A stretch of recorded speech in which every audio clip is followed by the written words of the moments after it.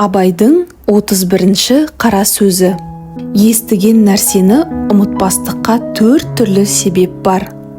Әуелі, көкірегі байлаулы берік болмақ керек.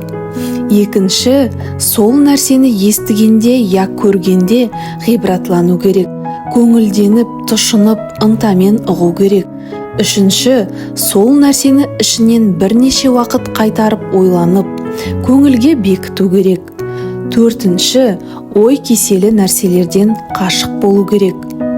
Егер кез болып қалса, салынбау керек.